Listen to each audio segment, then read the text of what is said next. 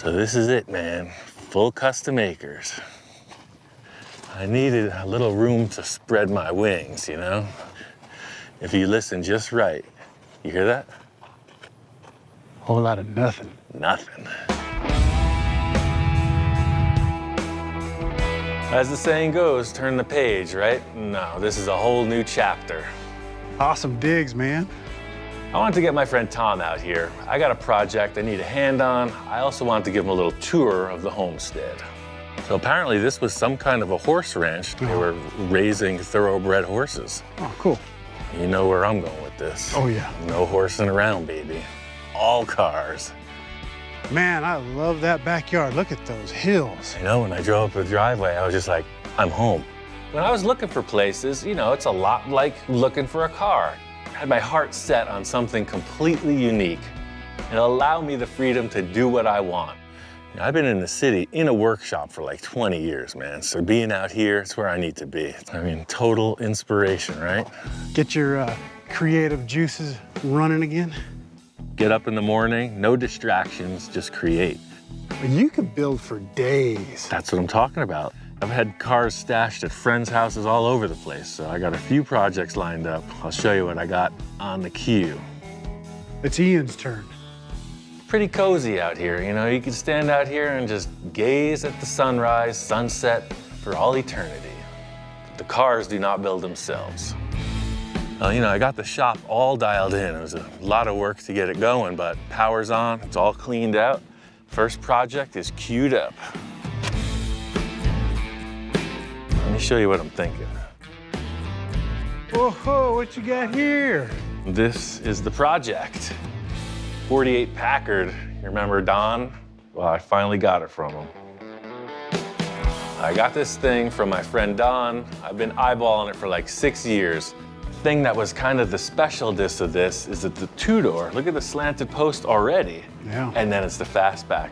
This is like the Pontiac Fleetline style, but it's bigger. Look how freaking substantial that body is. Yeah, it's got a lot of cool shaping going on here, man. Everybody wants a Merc, right? They're hard to get. So the Packard that you and I did, you know, it came out so cool. You know, we did the chop and then Victor and Craig got it and it went all the way. Right. And, you know, I'm not a jealous type, but maybe a little envious. Their car is called the Merc Eater. This one is gonna be the Merc Eater, just to give it back to Victor a little. Now that I'm in my own spot, I wanna go full custom, like my own brainchild. How much are you gonna cut? All of it. So I wanna radically section and chop this thing. I want the car pancaked. I want you to take my ideas, Gene's ideas, and your ideas, and illustrate them. Tom's really good with mock-ups on the computer. You know, he'll take a snapshot and then just start rendering concepts to know what direction we're going. I'm excited. I finally get to build a custom cruiser for myself, and it's gotta be a crazy statement. Full custom Ian. This is option 1. This is extremely chopped and extremely sectioned. It's super low, makes it look really long. Love it. Yeah. And then a little more conservative. It's still chopped and it's still sectioned. It's probably sectioned about 3 inches. I say we go for as much section as possible. We're gonna just have to cut that car apart and see what it offers. All right. Wait, do you want some help with that? Yes. And as with everything, you're never gonna get that simple pencil on the paper result working with a car. So there's gonna be a few detours, there's gonna be a few hurdles, but we're going for it. You ready to cut stuff up? All right, man. Tom goes in for a little costume change. You know when he comes out in uniform, it's getting serious.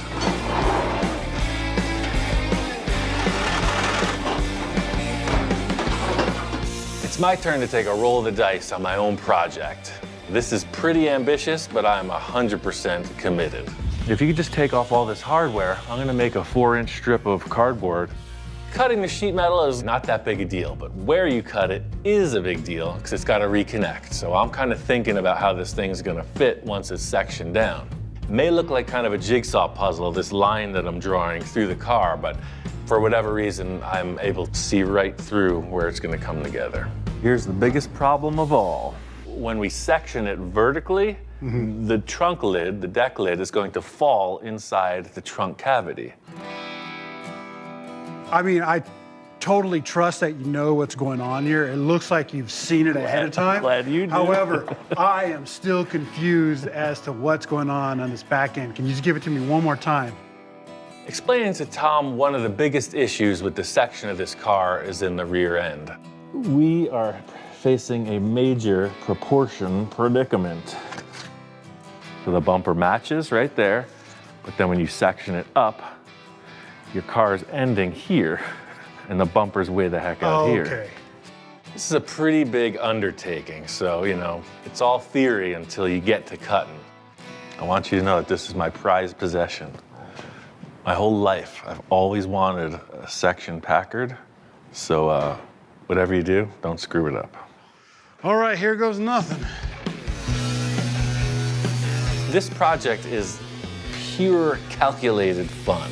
I've been staring at this thing for years, you know, just, I've got it all thought out. Tom's concerned, but I see the path.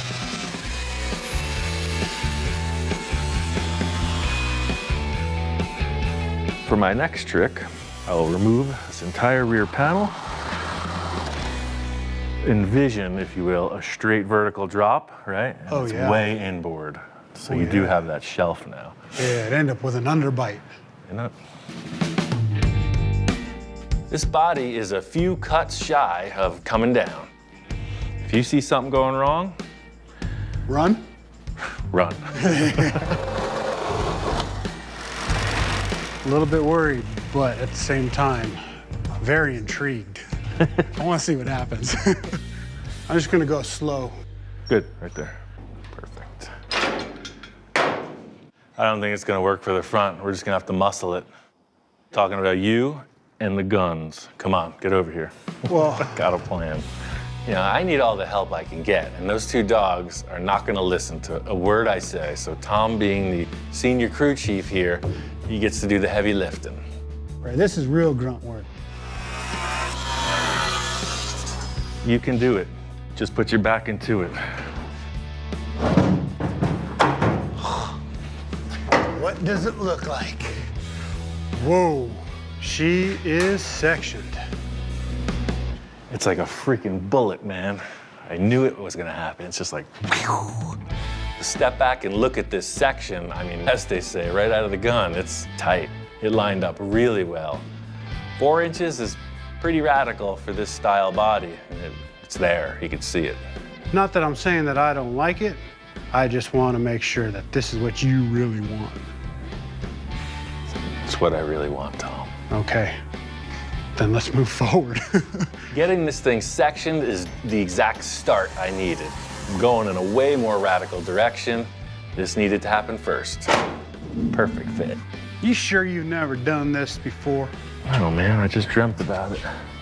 Someone ought to take your dreams and bottle them up and sell them. Even better, they record it and broadcast it around the whole world. It's better than bottling and selling it. So the issue here is if we went on the center line to chop 2 inches on each side, all of a sudden, you got no metal, right? Yeah. So the way that this all looks so cool in factory, the idea is we take out a 4-inch strip above the wheel arch, Okay. then jog it vertical, just like we did on the firewall of the car, so that this nice, graceful wheel arch stays where it should be on the tire, Right. but the fender gets sectioned down 4 inches. So for now, I'm thinking, we got this 4-inch tab, maybe we'll just come right in and we'll delete that light. What do you think about that? Or just below it, we'll keep the trim. At this stage of the game, it's all about sheet metal modifications. I got a lot of ideas rolling around in my head for future bumper and grille modifications. I got a couple ideas about that nose that might just take this thing and make it a real Merc eater. Wouldn't this have to have some sort of Merc in it to be a Merc eater? Or is it like just all right that a Packard is a Merc eater? Well, think about it, man. Just do the math, right? So the Merc eater is a Packard that ate a Merc, but the Merc eater eaterer is a Packard that ate a Merc eater. Think about it. Either way, it's not eating anything until I get it all put back together, and this front fender section is a step in the right direction. What do you think is gonna work? I'm hoping so. The way I'm handling this reattachment of the fender is using a flat strip backer. It provides a ton of strength for the welding. Some purists may not dig it. I know it's gonna work and be super strong. A few last trims and this fender's ready to be welded back together. You can never have enough clamps. If our calculations are correct, this thing is gonna fit on the car. Theorizing is all well and good, that's one thing, but you never know if it's gonna fit till you literally put it in place. Dude, I am legit excited now. Seeing that fender back on there, I can't wait to see what it looks like with the hood back on. Let's just unhook the hoses and plug it in. Yeah, let's do this.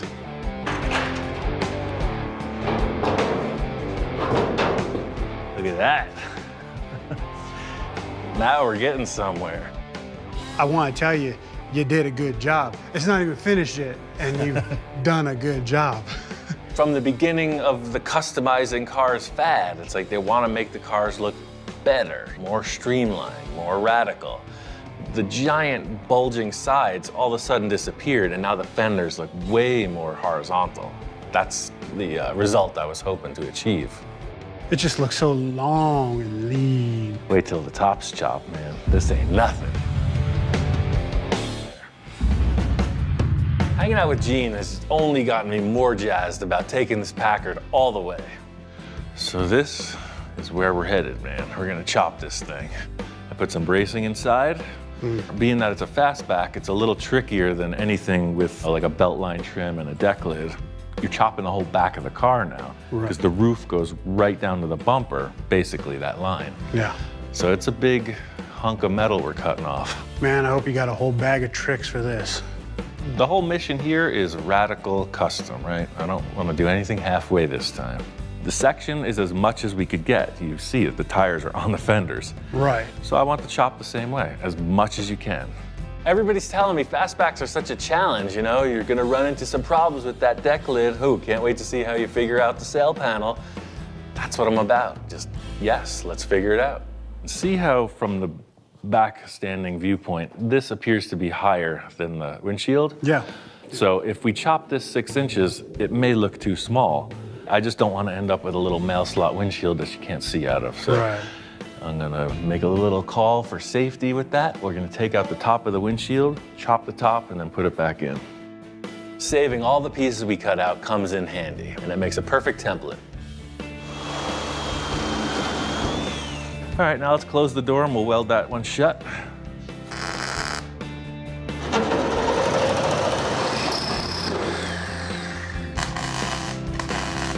I want you to cut vertical, and I want you to cut horizontal. So you're coming up. When you see that, turn that way. When you see that, turn that way. Don't go in that area. Yeah. And Tom, Yeah. don't screw that up, okay? There goes everything. Just trying not to show Tom my nervous side. So I'm just playing comedian, you know? Just keeping everything lighthearted and like, yeah, man, we got this. We're in deep. Last thing is the B pillar, then she's free. That's a convertible, baby. Yeah, man. This is wild and crazy what we've done. This ain't mild custom garage, man. We're going all the way. General public is not used to seeing cars cut in half once, then twice, but here we are. Enjoy. So this is the moment where I get a little bit scared. We have nothing to fear but fear itself. Put on your poker face. We're gonna make this happen. This is like trauma unit. Don't stand around looking at the patient with his head half hanging off. Get to work. Quick action, quick results. Along that line? Right on it. All right. This is exposure therapy for Tom. You know, if I just keep him cutting the car, he won't be that repulsed by chops. Few cuts to freedom, and we can see this chop. I don't know about you, but I'm ready to put this thing on. So just watch the A-pillar and line that up.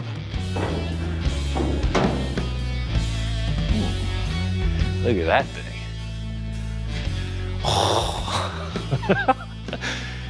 This is one cool car, man, already. That is really something, dude. Wow. Standing back and looking at it, oh yeah. I mean, that's the flavor, for sure. 4-inch chop, 4-inch section, can only get better. You happy? No, we're gonna cut it again. Wait, what? Again? It's a typical scenario, right? You stand back and look at it and like, man, that's good. It could even be gooder. I was still not down to that door frame, man. We gotta cut more out. Let's do it. This is exactly what it needed, you know? It was right there, and I just took it a little bit more. And that's what I want, it's perfect. So the idea now is we can tailor this windshield any height we want. Look at that, it rolls right into the side window. Oh, wow. Totally cool. That call of making it like an inch less chopped than the rest of the car, you know, credit to Mr. Winfield. He's done this before. Yeah. Perfect idea. The fit up of this windshield requires a little bit of expert finesse. It's pretty technical. All right, this is the famous moment where the fabricator lights his pants on fire for the cause. Whoa! Feeling like welding? Ah! Don't light my hair on fire. Ah! Seeing how good this chop looked, I did a whole bunch of busy work. I was burning the midnight oil and got a whole bunch of stuff fitted up. Some progress has been made.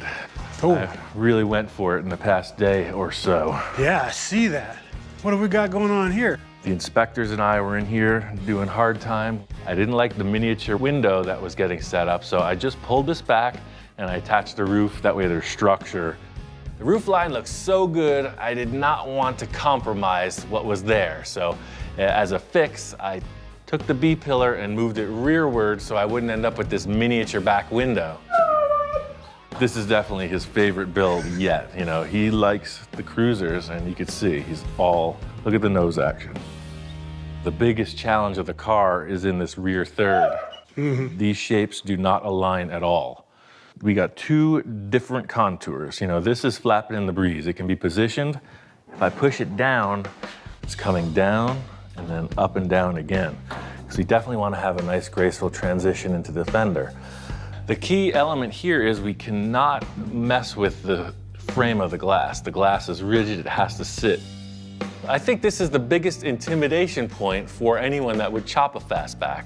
Can't wait to see what you do with that deck lid. And this clearly illustrates what ends up happening.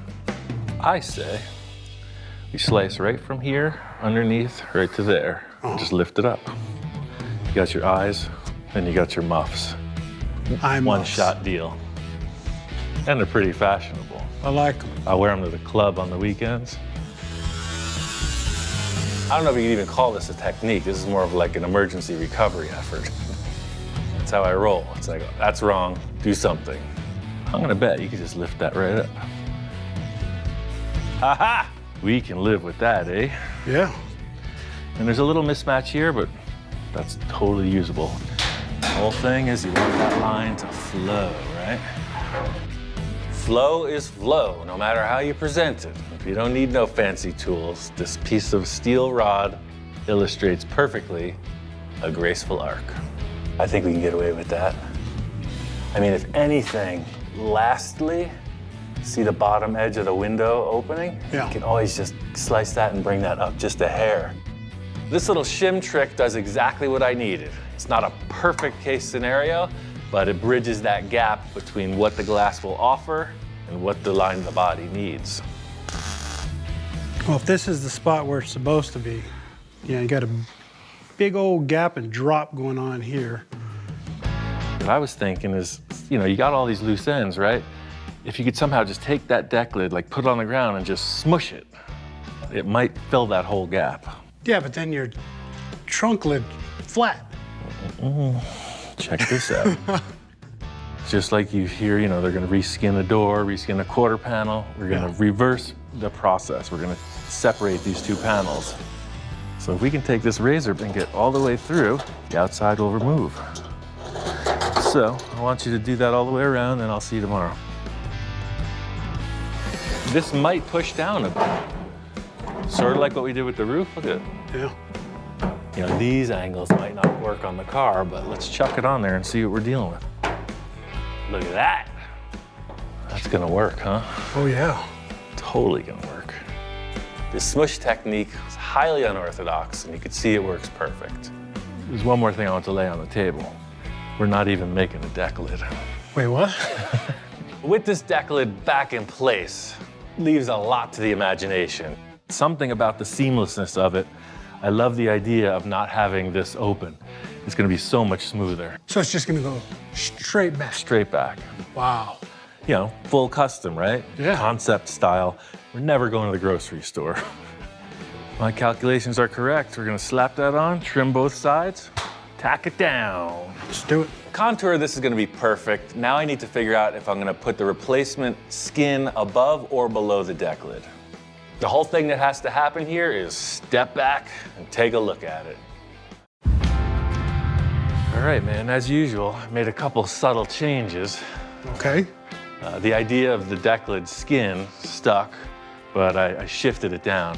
I think it looks a lot better this way than the route we were gonna go. But I decided to seal up the back because I just want it to be slick.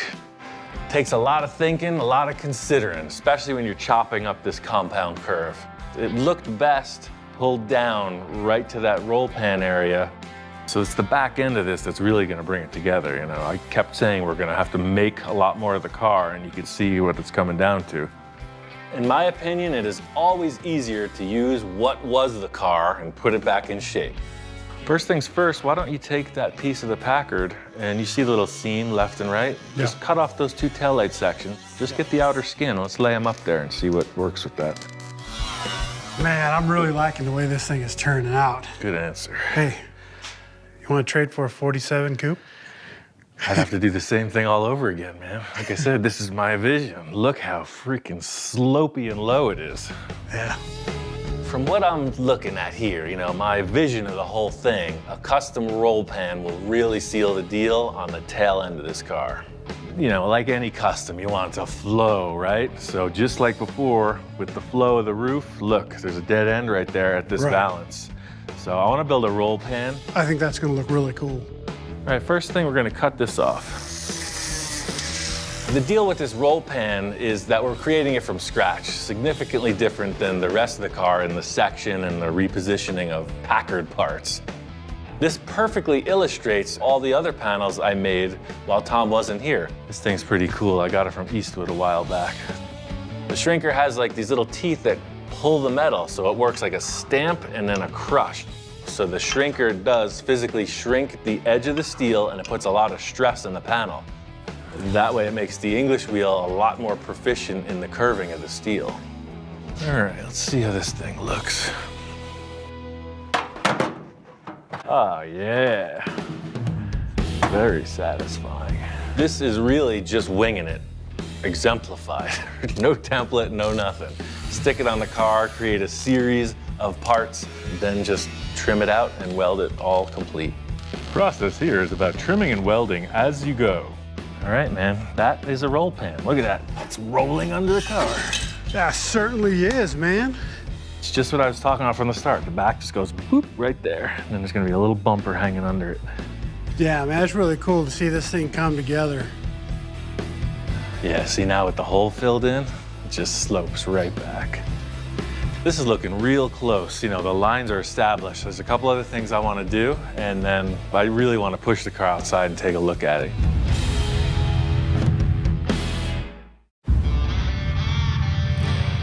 Check this out, man. I got busy on this thing. Oh, man. Yeah, you certainly have. After we were done the other day, the weld seams, they were really bugging me. So, you know, I'm just here putting on a little filler and things escalated. One thing led to another and I got into this guide coat.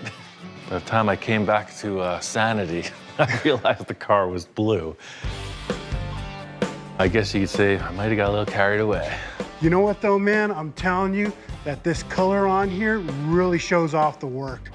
From the start with this project was I just wanted to nail the two big elements of custom metalwork. Chop top and radical section. There we go.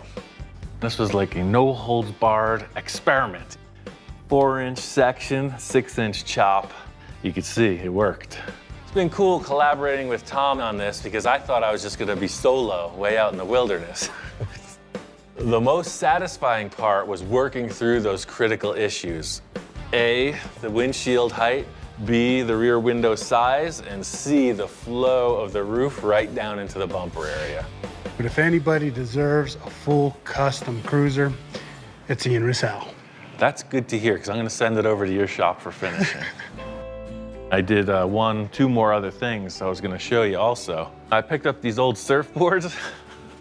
Oh wait, they're not surfboards. These are fender skirts. These are real old skirts that somebody had used, and I just kind of modified it to fit the look of the Packard. So this is just another representation of the lines. It's not finish painted. Again, just a quick dust over it. It's all just mocked up, but the concept is established. Let's roll it outside, see how it looks. Oh yeah, it needs some fresh air. The garage is one thing, but there's nothing like seeing a car in its natural environment. I'm not talking about the boulevard. Talk about the desert. Standing back, that's always the thing. Oh, what's the front 3/4 view look like? What's the rear 3/4, et cetera, et cetera. If you're just kind of squint your eyes and look at the silhouette of the car, the height off the ground, how the tires fit in the front fenders, it's all what I needed. Now my brain's spinning. This is probably my all-time favorite project. I loved this Packard from the moment I saw it. I chopped it, sectioned it, got the proportions exactly the way I wanted to see them. And life happens, right? I don't want to say that I'm disinterested, but I just had other priorities. So here it sat. There was still a lot more I wanted to see done with this. I wanted it full custom, and there was still a few more things on the wish list. Put it up for sale, who knows what could happen to it, and a good friend just made me an offer I couldn't refuse. Here we go again. Ian, how you doing, man? I'm doing good. You got a little junk in your trunk. What is this about? I figure I know you already have your vision, right? But hey, maybe I'd give you some more tools to help you enhance your vision. Oh, those are tools, I see. This thing's incredible. When I heard it was up for sale, I said, there's no way I'm gonna let this thing leave our family. Number one, I want you to finish it so you can get your vision and your car completed. I want people to say, this is the car Ian built, the ultimate Merc eater. We got a track record, man. I don't know how many cars we built. Let's do it again. With all these parts, like a whole new world of opportunities just opened up for this car. That's a 1954 Chevy grill. 54 Chevy, right. That's cool. Oh, wow. That's a big freaking bumper, man. An Oldsmobile. I gotta say, it's pretty much a fabricator's paradise when you get to start with all the best pieces. Buick. A Buick. This needs no introduction. Yeah, this is kind of iconic. Yeah, it's a 56. The usual overkill of options. We got all the things. One cannot overstate the statement of Victor being a passionate man. He goes out and he's like, yes, it's time to get the stuff. I got 50 acres and he's gonna use them all. Look at this. Oh man, look at this thing. But wait, it gets better. Wow, grill. That's DeSoto? DeSoto grill. This really defines how we work together, I'm talking ideas and he's bringing the stuff, It's just two different ways of exploring. If this doesn't satisfy you, just say, Victor, I need more stuff, and I'll bring you more inspiration. Yeah, I want a chrome lawn. You could see it from the space station. We got so much chrome out here. I'm really happy to be a part of this arrangement because the car was probably just gonna sit there on the side of the shop. So Victor coming up with this offer is the best case scenario. I'm already getting ideas about these Cadillac parts, man. I love those bullets. Got a lot of inspiration, a lot of parts, a lot of ideas. Now all we gotta do is put it where it all belongs. My concept from the start was always this cartoonish kind of thing. So you have a lead sled, right? It's all sleek and low, kind of gangster style, right? But then you have this ominous front grille, like when it's coming down the road. It looks kind of like a menacing cartoon. Victor and I have a long relationship. He's never once said, do what you want and I'll finish it. So I'm a little hesitant, a little taken aback, but he said, do what I want. And he's not around, so that's where I'm going. I have some ideas, but there's nothing like the initial mock-up to see where we're at. First things first is to take these Packard parts off the front. This bumper and grille are definitely not happening. Even before we did this radical body modification, the car was set up with a lot of undercarriage work. It has a complete late model front clip installed, V8 engine, and it's all set up to have airbags installed already. You know, they say it rides like it's on rails. I'm gonna take off this whole crossbar in the front. I'm just setting up a couple steel brackets that'll keep the fenders aligned. Looking better already. So you can see the difference. The Cadillac has a little bit more to offer than the Packard. The thing about the Cadillac bumper is it's iconic. Everybody loves it. It's got the most unique bumper and grille, I think, from any car in the 50s. So it's a standard, it's a classic, it's an icon. Those are three things I want my car to resemble. We're gonna take all the Packard off the front of this thing. In Victor's words, Ian, this is what we call a blank slate. We're at ground zero, anything can happen now. He's a big, gnarly face. I'd say that's a strong contender. Look how that fits up. Cadillac bumper looks good, but right now I'm seeing a few modifications right out of the gate. We're gonna go for a little of this and a little of that. I love the Cadillac Jaguars, you know, those two giant bullets. But that's factory Cadillac, right? We want something a little bit different. And I think just putting a massive front grille on it is gonna make it even weirder. Notice I didn't say better. The challenge on the front of this Packard is to just make something completely unique. You know, it's real easy to take an idea and duplicate it. I'm trying to come up with something fresh, something one-off, something that really like brings the wow factor. So if it looks like a giant weird object coming down the road, like it could have just landed in Area 51, then we're on the right path. I have a long history of cutting up Victor's prized possessions. The old rusty bolt technique, the oldest trick in the book. Aha! It was clear from the start that the headlights are gonna get moved also, so that's the thing. I'm not even worried about those old locations. This is my favorite part, cutting them up. The initial mock-up is super important, no matter how loose it appears. You know, it's giving me an idea of proportion, dimension, how things are gonna work together. So it may look super loose at the beginning, but you gotta start somewhere. Now we're talking. Well, I love the look of this. What bothers me is the giant hole in the middle of the car. I got these Buick parts. I started thinking kind of a what-if scenario. What about something like that? But then where do the headlights go? That's the other issue. And this is where we take a right turn. We could just stack a bunch of parts on the front of this car, but I want it to look purposeful, like it belongs that way. I love it. This is the tail, the exact tail of the good old-fashioned mock-up. Packard was just such a nose-in kind of arrangement.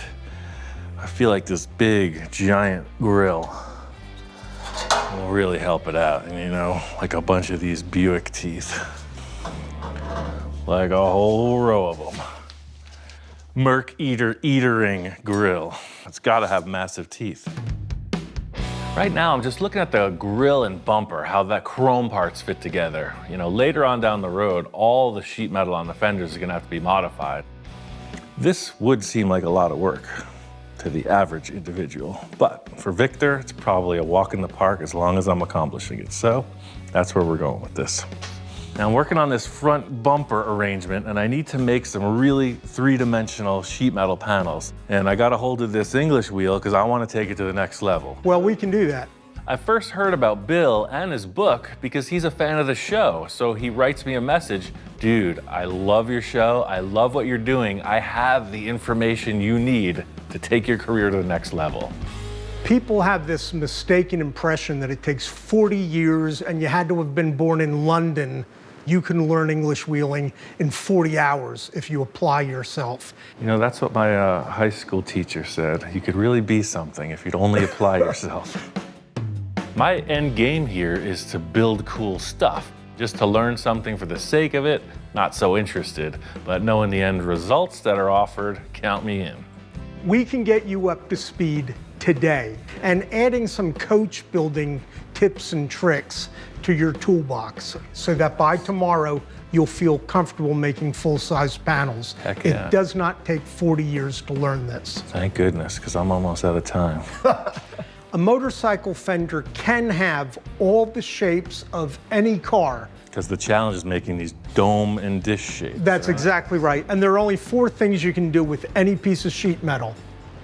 Like Bill said, there's only a few shapes you can make from sheet metal. The technique is how you get there. You know, this crown and reverse are the 2 things you're working with.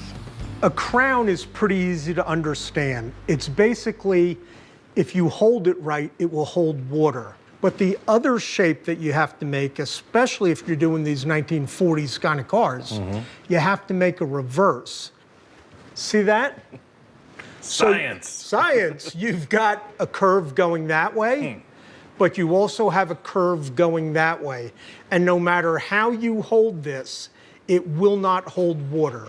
That is a reverse. That's cool. Nice. Bill's explanation was very clear, very tactile. You had a model to understand, and it tasted great. This is called the tucking tool, and this has been around since the medieval period. This is how they made armor. This is a roofing hammer that I bought in Belgium. What you're gonna do is crush these shrinks, and you'll see that whole panel start to curve over now. What do you notice already about this panel? I noticed you ruined a perfectly good piece of aluminum. Oh no. I thought you were the pro.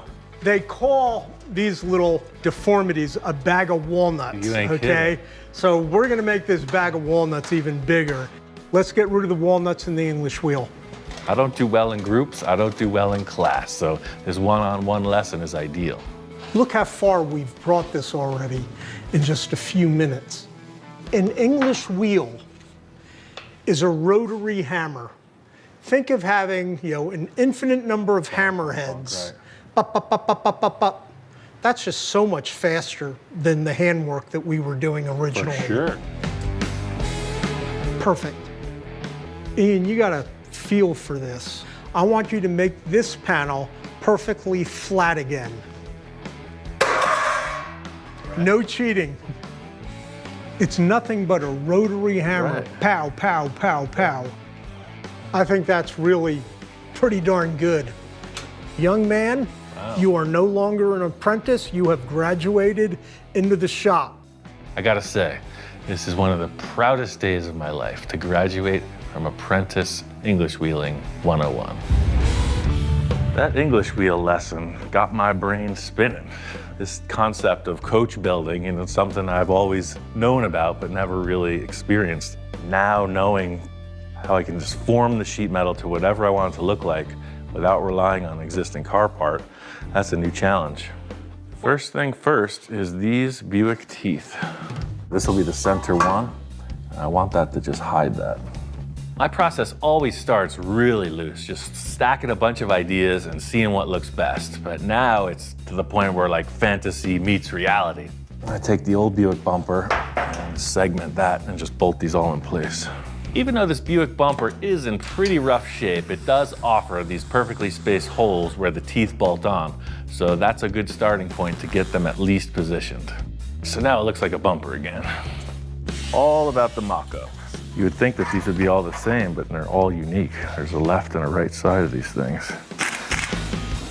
What I'm trying to look for between the Cadillac and the Buick parts is like a flow.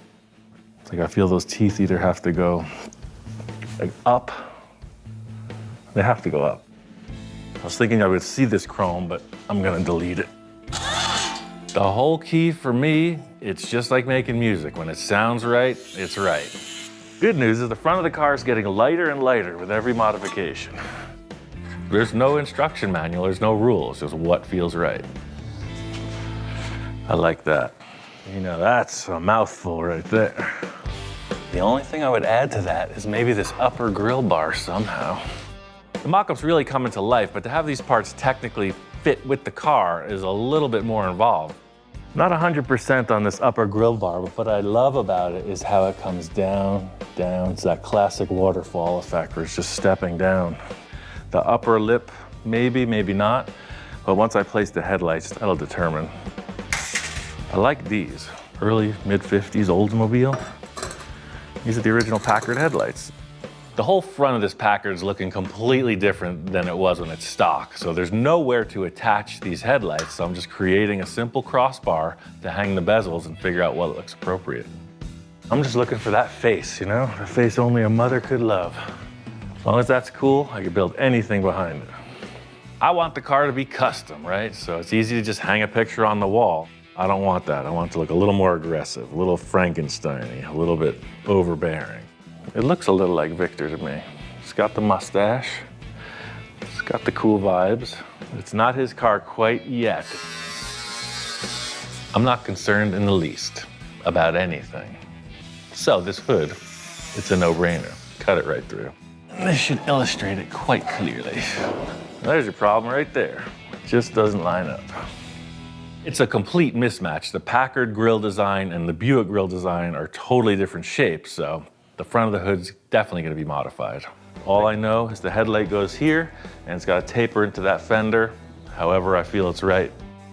This is a brand new adventure. You know, this sample that Bill and I worked on really illustrates it perfectly. So on all the other projects, I've just been taking a flat sheet of steel and bending it in one direction.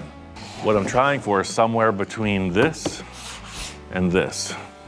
I like confronting challenges head on, no wishy-washy about it. It's yes or no, and when it's yes, it's at all costs. Because I'm not needing that big a crown on this, I think I'm just gonna run it through that hand shrinker. First thing is to start whacking. Let's try out the old slugger. Bill's delivery came right on time. I pulled those tools out of the box and got right to work. You'll see already, creating that fender arch shape. Now it's curving this way and that way. It's essential in any development is to acquire new skills. It was like when you learn to tie your shoes, right? Instead of just wearing slip-ons like I do. In trying to step up the game, I got this new skill and I'm gonna work on it. You know, just thinking about curvature, right? It's like, where do you start? I don't know, start from another piece of the car. So just as a preliminary thing, I put the contour gauge on the center of the roof and transfer that to the fender. Contour gauge is a great starting point because you have a definite, and when you need to make multiple parts, you put your gauge on and it tells you where you need improvement. I'm not saying this is easy, and I'm not saying that I'm good at it, but look at the difference. Seriously, I'm about 2 hours into this. This is really exciting to see this shape develop. Lumping this piece of metal with a modified baseball bat and turning it into a fender, that's pretty groovy. So let's see what it looks like on the car. This is a good starting point. This is gonna be the trickiest part, the reverse, because this is just a bowl shape. It's gonna come down and then spill out. That's what he said, it'll never be a bowl. It's always gonna shed water. I'm just gonna tack this in place. If I have to change something, I'll cut and section as needed. It can be enhanced, it can be brought up, but that next part where the headlight comes down into the hood is the real challenge. Creating the fender in this manner of multiple pieces really helps me out because it's the same type of steps I take like when I was designing the front grille. Focus on one small part and build off of that.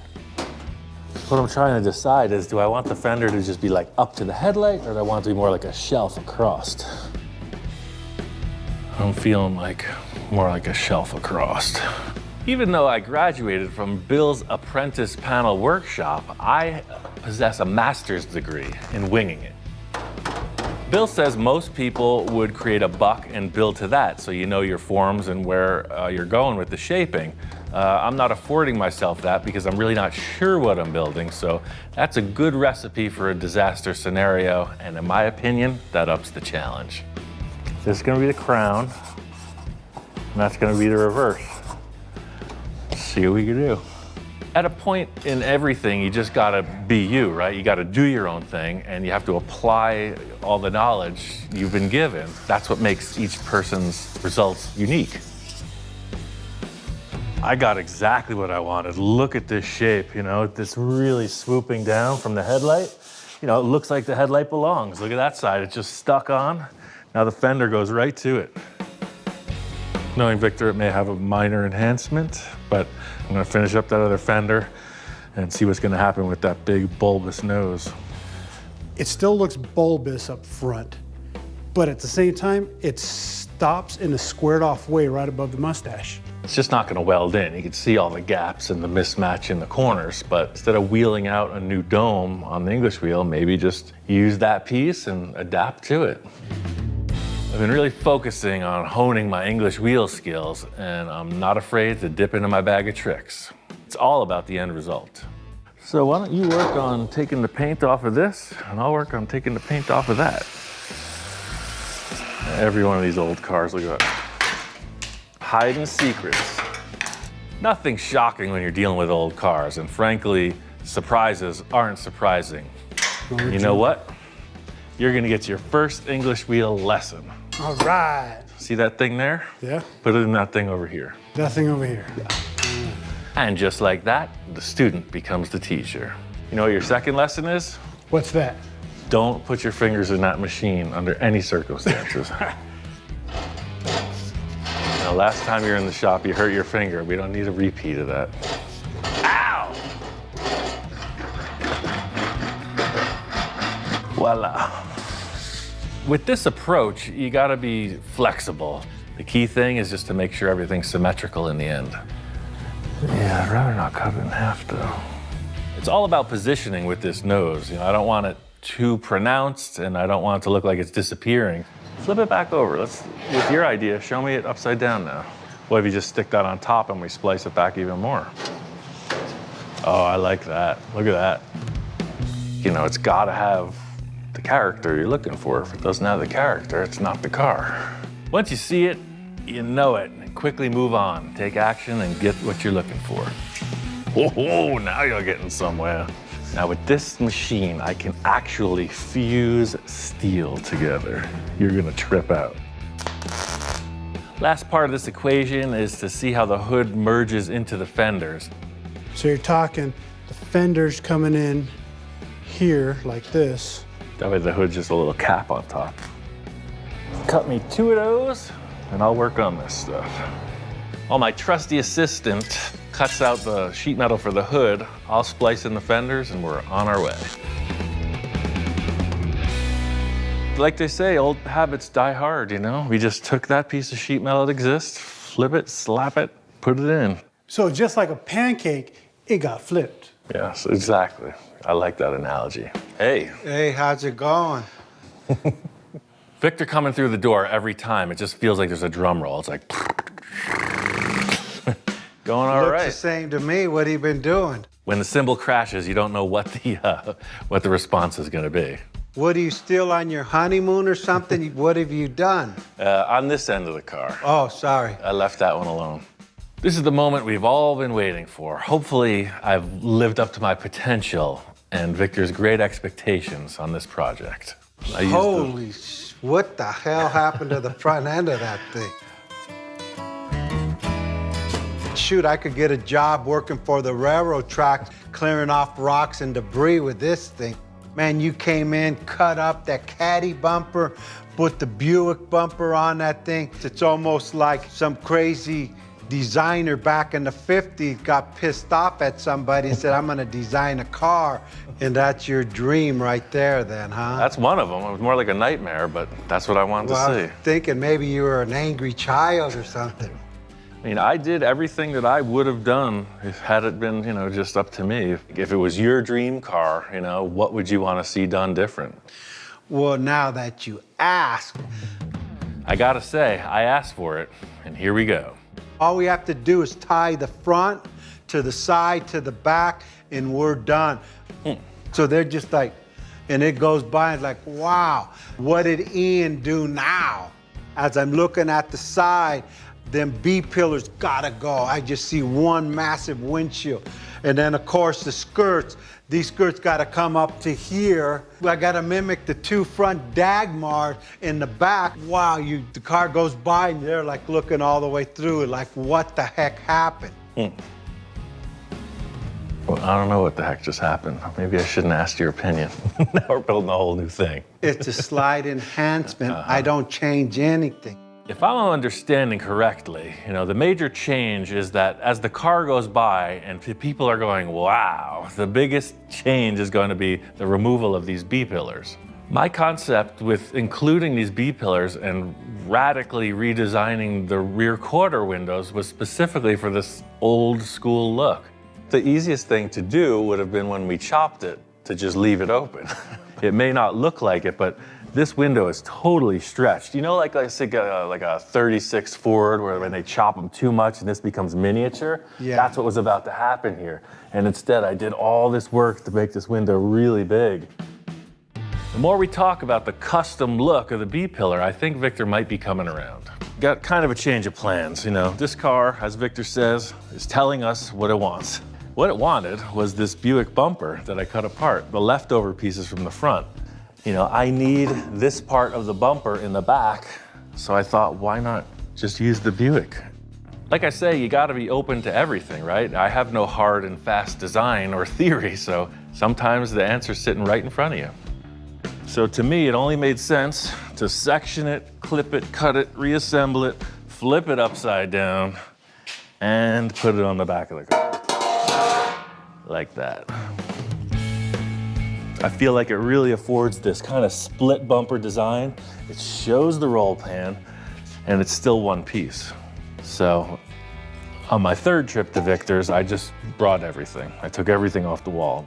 These are like DeSoto parts, there's some Kaiser parts, you got all these different little chromies. I left no part untouched in my quest for the right fit on this rear bumper. As I'm going through his place, I see this other grill bar. Well, the concept with this guy was to fuse these little bullets into it, and then I got to thinking, what if he just used the whole thing? It's like it fits. You got your bullet, there's a nice upper bar. Sometimes it's just as easy as that. It's like choosing the right part. I really feel like this is gonna seal the deal. Let me grind these welds a little bit, tack it on, and take a look. This car is evolving. It is a collaboration. I'm just trying to get a few points settled, get it to Victor's, and let the quest continue. Mission gets twisted as usual, but I'm feeling it. Fits the contour of that body. It's got the bullets. It makes the car feel lower to the ground. I love how the edge of the bumper will turn down where it meets the skirt. I think there could possibly be room for development, but right now this bumper fits the bill. I got the metalwork on the Packard all wrapped up. I brought it down to Victor's, and now it's time for the handoff. She's home, Ian, she's home. Ball's back in your court, sir. I got all the heavy fabrication done. I mean, she looks better in my garage than your garage. Look at that thing, it's even glowing. We've gotten into trouble before on other projects with Victor's midnight envisioning process. I just want the project to go all the way, all the way where, I don't know, but that's where we're headed. Life moves fast. Sometimes you gotta strike when the iron's hot. I've been working nonstop on this Packard project, and seeing it come together has got me super motivated. Victor's doing his thing as we speak. He likes the car, he likes what I've done, so we're already on a good track. The only thing I'm cautious about is collaborating with Victor, aside from being very excited about it, because I never know what he's gonna come up with. You ever have one of those projects, where you just can't let it go until you see what you need to see? We got a little bit of time and a lot of inspiration. I think you and I can nail this. This is my baby. All right, man, it's gonna be fun. Back to this. Dude, it's in pieces again. Yeah, what'd you expect? I know what you're thinking, and I'm thinking it too. Like, here we go again. Like, where the heck is this thing going? Jeremy and I mocked it up, right? Like, we got all the hard fabrication done, but I want to drive this thing. Oh, so that's the end game with this, is to drive it. Yeah. Oh, Jeremy. I'm with it then. Before it goes forward, it's got to go a little bit backwards. It's got some secrets, some unfinished business. They got to be attended to before you can go to the next stage. I figured it's going to be better to take it apart, do all the work that needs to be done underneath, take it for a little test spin. Yeah. Same with Jeremy, you know, it's like I want to give him the best that I can. So to have him be able to drive this thing, then do all the finish work, I think it'll really charge him up also. What else has to happen with this car to actually make it driving on the road? Reassemble everything. Then we need a fuel tank, we need fuel lines, we need wires, we need a brake master cylinder, we need brake lines. Tom was in such a good mood that I did not want to bring him back down to earth with the reality of the task at hand. Headlight wiring, taillight wiring, fuel pump wiring, coil, alternator. That's everything. Any other questions you don't want to hear the answer to? It is one thing to get yourself going, in motion. It is quite a different action to reverse that and stop. Speedway Motors, it's got all the stuff. Oh, isn't this birdie? That rear axle is from a truck, so it has the big bolt pattern, just like the front. Fortunately, Speedway had them. Now, if this was my world, we'd be in that thing running, because we're out in the desert and there's nothing in our way. But I do not own this car. I'm gonna play it on the safe side of things. The rear end originally came from a van, and it had big drum brakes on it. So I feel like this disc brake update will be a little bit lighter, stop a little better, looks a little cooler. Yeah, just put it on there. Ta-da! Perfect. So let's pop off these 4 bolts and yank the axles. All right. Believe it or not, I did not begin my foray in custom car building with a healthy respect for a good brake system. The car from the first DVD, it only had rear brakes at first, like the original Space Junkie, but if you look at the scene with the first test drive, it had slicks on the back. And man, I came up to the intersection and it was a little bit misty, rain. Yeah, when you're in a real little jalopy like this and all of a sudden you're coming towards something and can't stop, no, you're gonna want good 4-wheel disc brakes. You could say I've learned things the hard way. I've had just about everything except that cartoon moment where your feet are dragging outside the car to try to stop you. How excited is Jeremy to get this car? He's super charged up, man. I'm not even Jeremy, and I'm excited. See, about this. everyone's excited. Jeremy wants to do all the finish work at his shop, you know, paint, interior, etc. Like sending your kid off to college, right? Just like tears of joy, tears of sorrow. This is almost like a 20-year project, you know. About 2001 is when I got that thing in stock form. We filmed the whole building of this car. It just never went anywhere. The design of this car was purely a reflection of the way things were going at the time, you know, the early 2000s. The groundswell, you know, the basic vibe was like strict traditional hot rod, almost like a restoration. People were getting pretty darn conservative for whatever reason. And I was like, all right, well, I'm gonna take all those traditional old parts and screw the whole thing up. It worked perfect.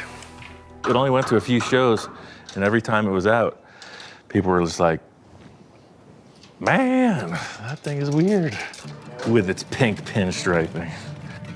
The general reaction when I finished the car was like, whoa, that's interesting. This car was a bold choice. It kind of, you know, ruffles the feathers. Well, what was it, a 2-door sedan or It was a 4-door. Oh, and you shortened it up? Everything, the whole Channel, 9 yards. chopped it and Channeled it, sectioned it. And the older dudes are the ones who really responded.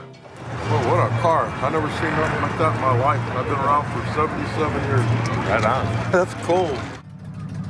Got a bunch of awards from all the old timers too, so I'd say it was a pretty good endeavor. And voila, disc brakes. Boom, brakes are done. That's why I keep you around. Somebody in the shop's got to know what they're doing. Let's put together the steering linkage, and this baby's a roller. Like most of the mechanical things on this car, the steering gets an upgrade as well. This is all aftermarket from Speedway Motors. It's called a Vega box. It's gonna make it roadworthy. We got steering, we got brakes, Let's drop it on the ground. Yeah, wait till you see how low this car is to the ground. It's pretty alarming. Holy smokes. See that? The height of comfort. Lap of luxury. You skid right to a halt. When you can barely see over the tires, you're at the right ride height. I feel funky like a space junkie. That's what it's all about, man. Wired up, fired up. Made a lot of progress. Seeing it on 4 wheels, it's looking good. My spidey senses are tingling. I'm gonna go down and check out this Packard at Victor's house and see what progress he's made. Ian, what do you think? Do you recognize it? Well, I didn't know what to expect. I was thinking maybe you would turn this one into a 4-door and cut the roof off or something, but seeing it all ground down is nice. Victor's had the car for about 2 weeks, and that's a couple months in regular person time, so I'm excited to see what Victor's got going on. I've been working on the body work, even on the interior. My grandson was out there, he kind of watches me do what I do. So Angela, what do you think of my car? Look at me and Ian made, what do you think? Finally, I'm not alone. It looks like Victor's got a shop inspector of his own.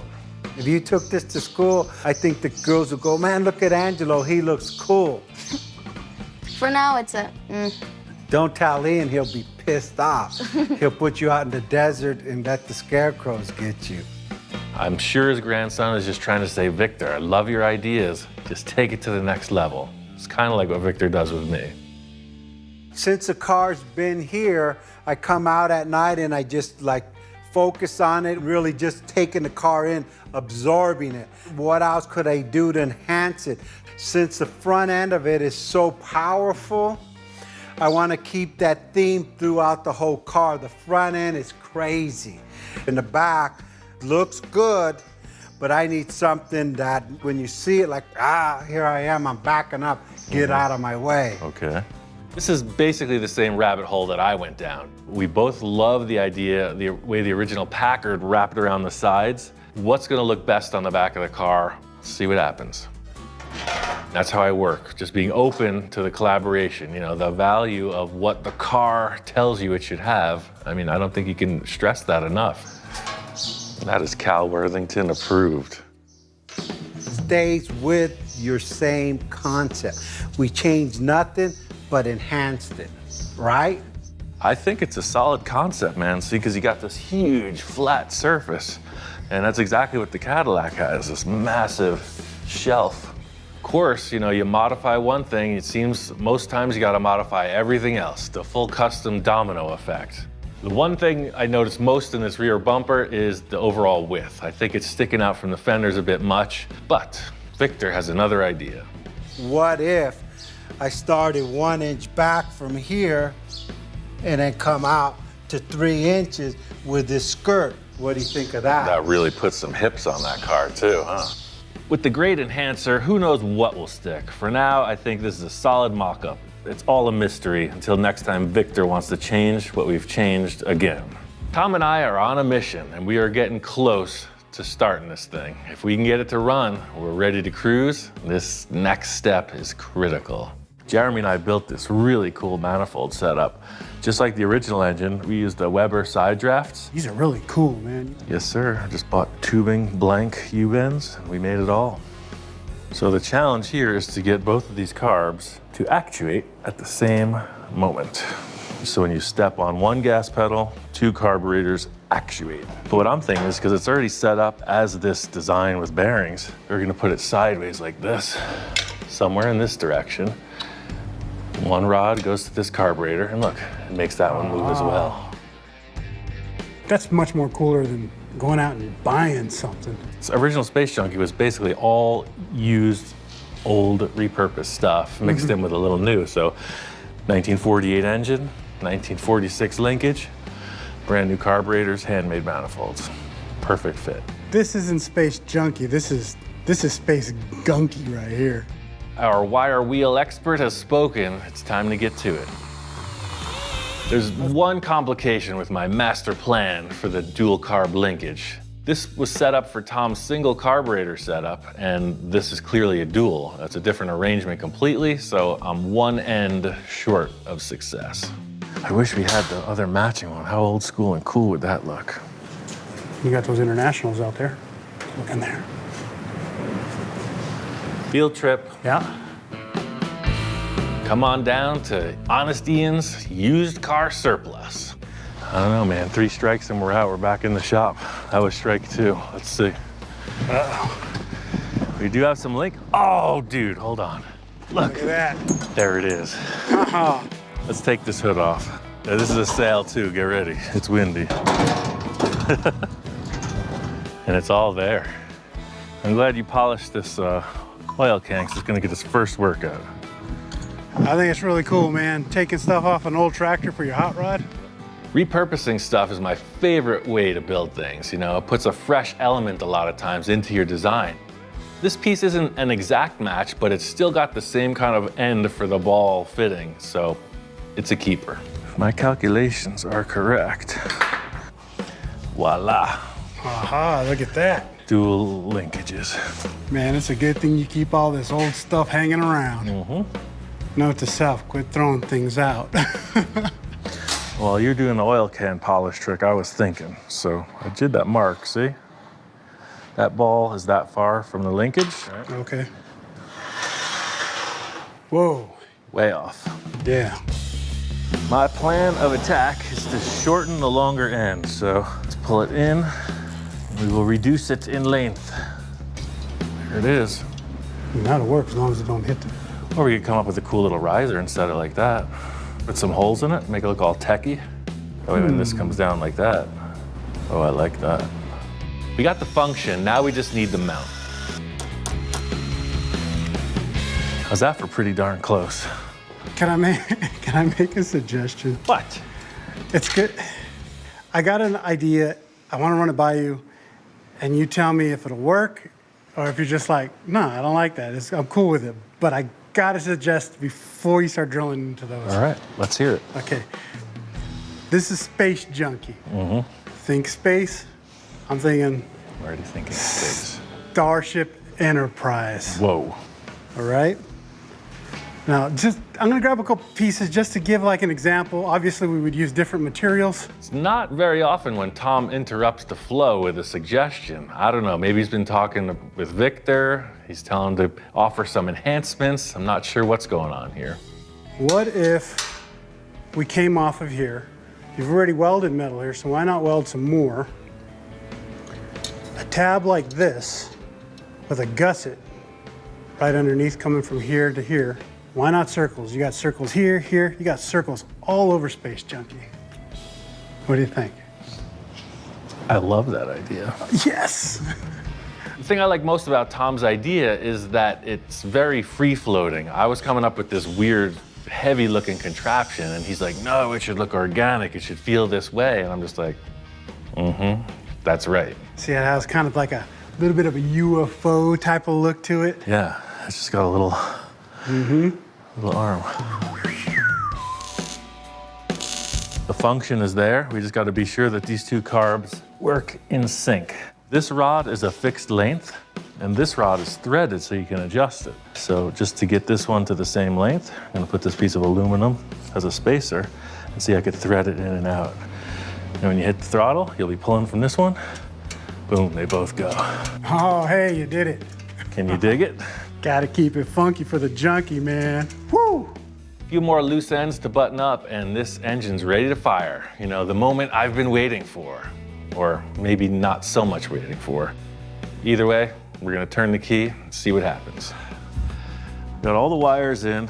As soon as we get this thing filled with fluids and put the last couple spark plugs in, we're ready for a test. All right. There's always a shroud of mystery surrounding these secondhand engines I find myself using time after time. Got the battery, got the switch, got the oil. It's got oil. Do I look nervous? I don't feel nervous. Yeah, you look nervous. What? Hear that? It's the sound of fuel pressure.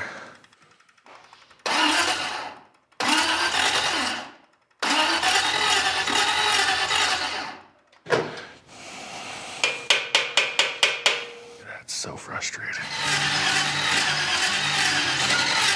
Hear that? Oh, it wants to. That was something. Yeah. It's cranking kind of slow. The starter sounds funny. It's not breathing life.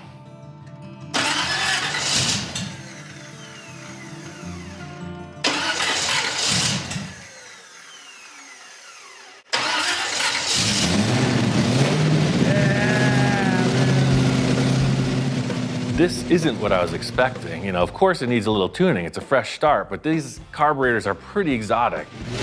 Yeah. It's wild. It lays right down to idle and just purrs smooth. Look at that. Totally rad. That's the reason I chose this engine from the start, because of the sound. Wait till the rest of the exhaust's put on. It sounds like an old World War II fighter plane or something.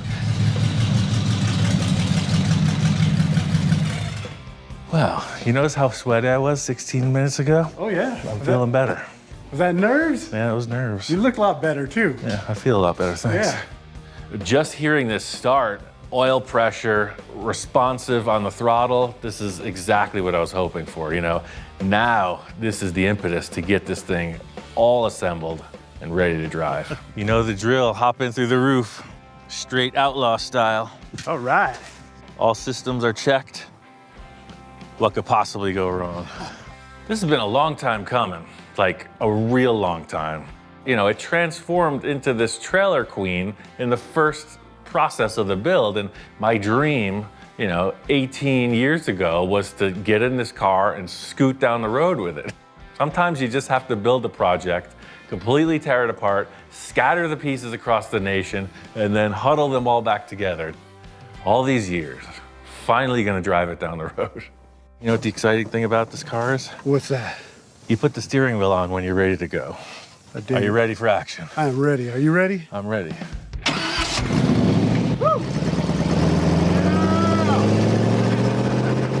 My intent from the start was it looks impossible. It looks undrivable. I mean, the seats are mounted to a piece of 20-gauge sheet metal. That's what separates you from the road. The proof's in the pudding. There's two large adult men driving this thing down the road. It's like a sleigh ride. It's like an amusement park ride off the rails. Off the rails. It just oh man. You're laid back, the acceleration is there. You know, it's got all that torque in the bottom end and all of these brand new Speedway components. It's pretty cozy. What's not to like about that? Oh, this is just too wild. Am I smiling like a big, crazy, cheesy smile? I feel like I am. Tom's kind of having an out-of-body experience or something. You know, he was a fan from day one. He saw this original car come in from the wrecking yard, and here we are out in the middle of the wasteland having a throwdown showdown. Wow. I'd say mission accomplished, sir. I say Strong so word. too. I can't wait Excellent. to show this to Jeremy. He's going to be like totally amazed. Oh man. This is exactly what I wanted to see before I hand it off to Jeremy, you know? Turnkey, hop in. Being that this was a personal mission, I really didn't let on to everyone what was actually happening here, you know? Jeremy's on his way over and he has no idea that this thing's an actual cruiser.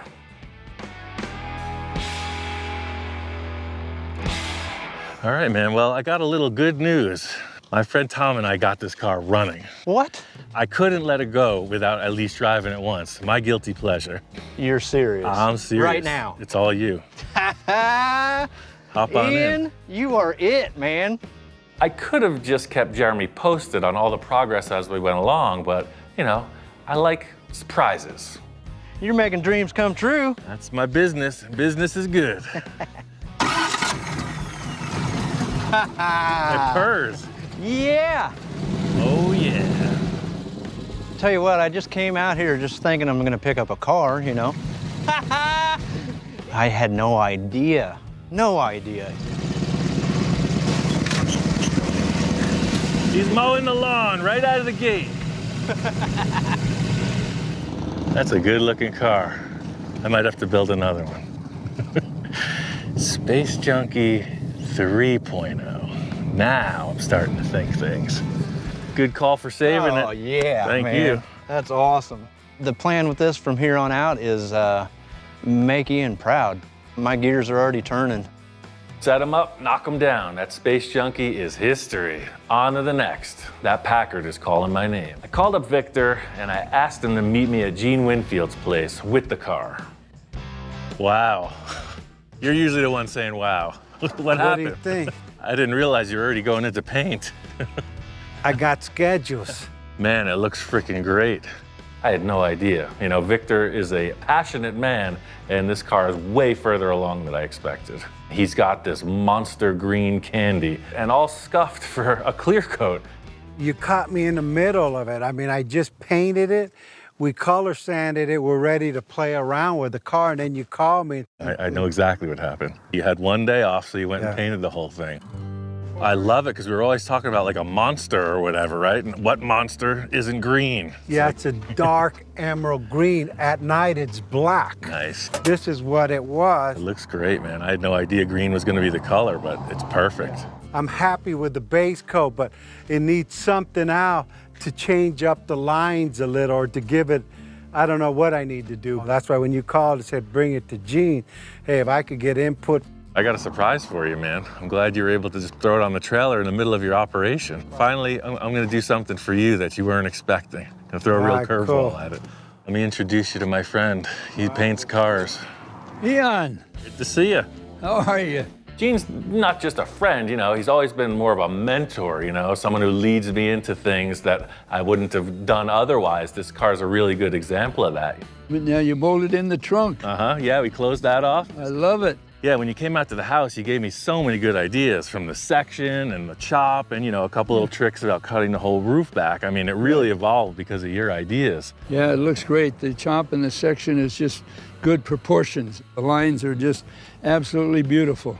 You did good.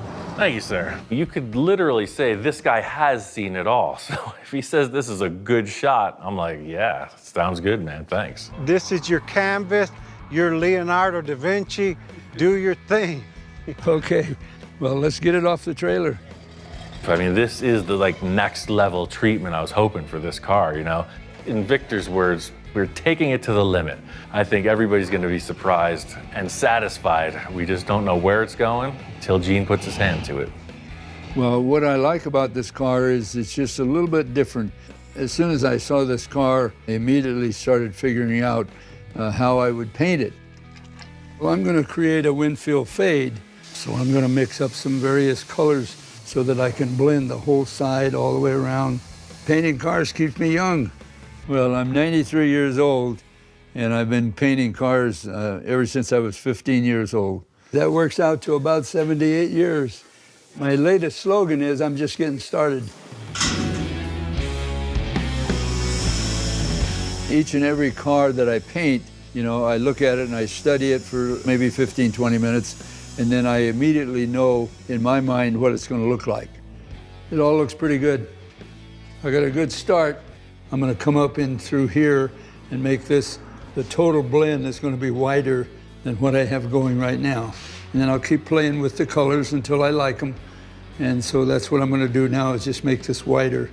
I like Ian's work, and I talk to people about it all over the world. What he's able to do is to create something from almost nothing.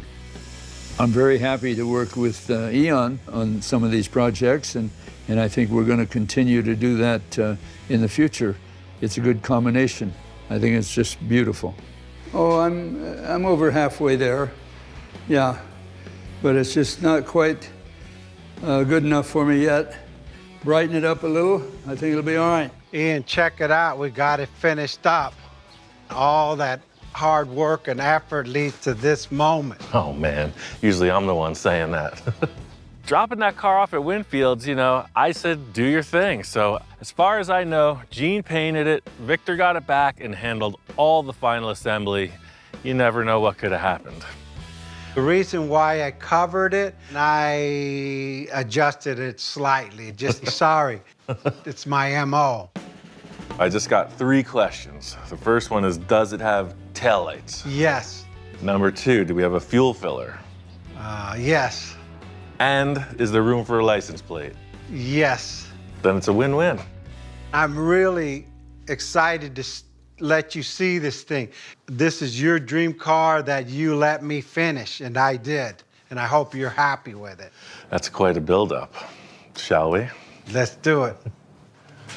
This is it. She might be a little dirty. Oh, man. This is your car right here, baby. Oh, man, pulling this cover off, I mean, it's serious. It's nasty. Look at the color on this thing. It's a Winfield fade. Man, this is out of control. Now look at what you've done. Normally, Ian calls me up and I'm walking in and wow, that's cool. This time we unveil the car. He looks at it and goes, wow, that's pretty cool. He was pleasantly surprised. I'm glad to see that. I love the rims. The freaking treatment of the painted bumpers is next level. Back bumper was a solid choice. He cut the thing apart probably 20 times till it finally fit. Not using the skirts gives it like a totally unique look too, like a road This machine. don't need skirts. This is just like, get out of my way.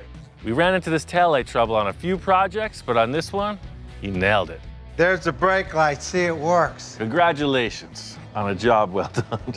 Fit and finish, you know, nothing's unattended. And man, this interior falls right in with that.